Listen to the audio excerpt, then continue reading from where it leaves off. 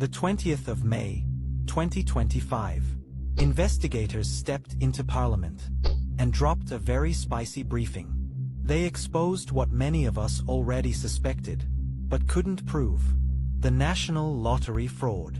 Allegedly, since 2014, senior workers at the National Lottery Commission have been dipping straight into the jackpot, while we were faithfully buying lotto tickets every week, hoping to finally escape from having to choose between data or bread. Meanwhile, these people were not trying their luck. They were collecting directly from the pot. They were running an efficient money-making machine.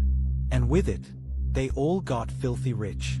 Mansions with 10 bedrooms, German cars that can speak back, holiday homes in places with names we can't even read. They lived large. This was a syndicate. A syndicate made up of geniuses, people that can balance sheets. Classified. In a second development in the world of the National Lottery, Ituba, the lottery operator, is currently trying to locate the winner of this week's staggering 124 million rand Powerball jackpot. The 6th of August 2025. Someone scooped 124 million rands in the Powerball jackpot. The lotto operator went on to disclose that the winning ticket was bought via the Absa banking app. When most heard this, eyebrows were raised, and things started to get messy. Those with an eagle's eye and an elephant's memory pointed out something very suspicious. For the past 5 years, all victories came from FNB and Absa only.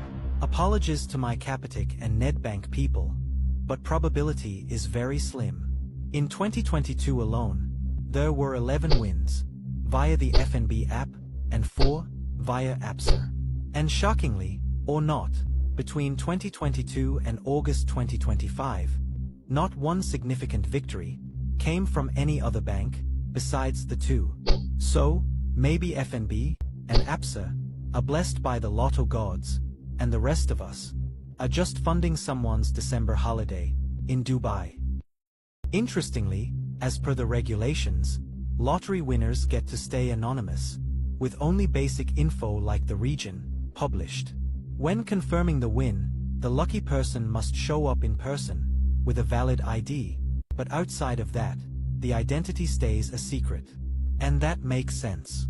Imagine you won 100 million rands.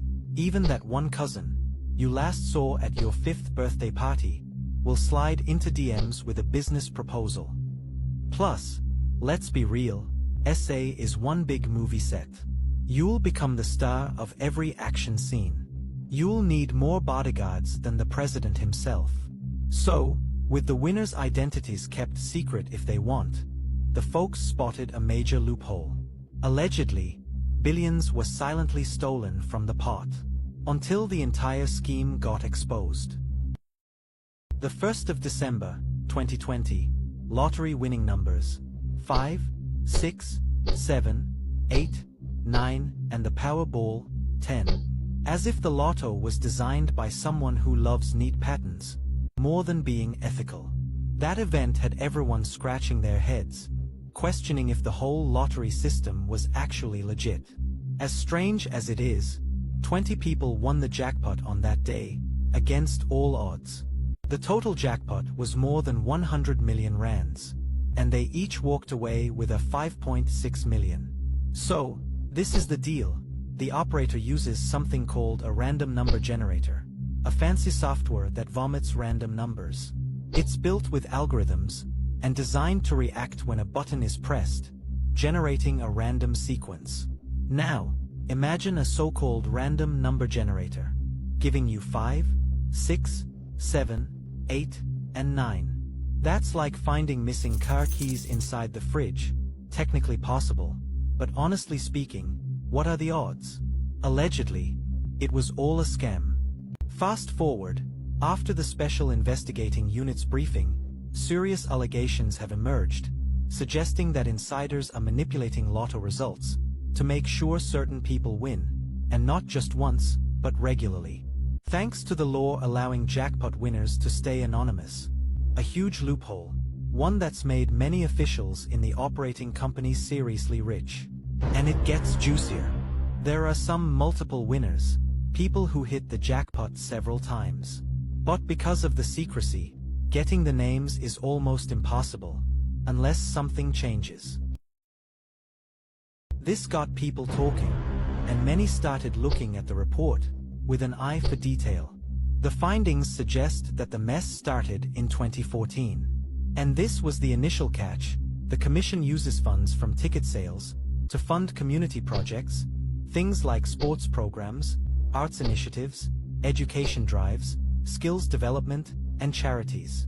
But no, these officials had other plans. Instead of helping the people, they helped themselves. According to the Special Investigating Unit, over $1 billion was stolen through this scheme.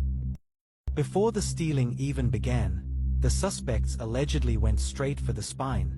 They weakened the systems. At first, they tampered with IT controls at the National Lottery Commission. Then, they introduced rules that didn't need ID checks. With that done, they then introduced a system that made payments easier, with no verifications. With the systems weakened, they began creating non-profit organizations and took over some existing ones. On paper, it all looked legit. The weakened grant system didn't even bother to capture ID numbers, which meant one person could submit multiple applications under different non-profit organizations, like a kid sneaking into a buffet multiple times with different plates. After everything was set, the suspects started approving grants for the organizations. Once approved, funds were released very fast. The money was sometimes routed through third parties to make the money trail confusing. This made follow-up and verification difficult, and added extra layers to launder the cash. Within days, the funds were then moved from the organizations to companies and trusts linked to the insiders. During the investigations, the SIU followed the money trail, and what they uncovered was jaw-dropping. The total sum under investigation was 1.4 billion rands, with contracts worth a whopping 2 billion under the microscope. The initial findings left the investigators speechless. In one case, 25 million rands was allocated to a foundation for an Olympic outreach campaign. 15 million rands was quietly funneled to a travel agency linked to the insiders, and 7 million rands ended up in another holding company, with several direct payments made to the legal manager. After the discovery, authorities froze assets worth 25 million rands, but this was just the tip of the iceberg. The system had massive loopholes. The investigators also dropped names. Turns out, workers at the National Lottery Commission greased the wheels to keep this money-making machine running smoothly. This includes the former chief operations officer, who allegedly directed funds to companies linked to the syndicate. A former chairperson also got named, along with a former legal manager. Basically, the whole VIP squad was involved. Auditors, lawyers, and accountants were all in. It is this army of professionals that allowed the scheme to run at full throttle for so long. The briefing ignited serious chatter across the streets. Further investigations were launched, and trust me, there are many more skeletons still hiding in the cupboard. After years of eating silently, that money machine might finally be hitting the brakes. And what awaits the suspects? Populated prison cells, beds that look like they have been through World War III, food that even your dog would refuse, and not to forget, the infamous prison soap, patiently waiting to be dropped. We can all hope they get a taste of that luxury.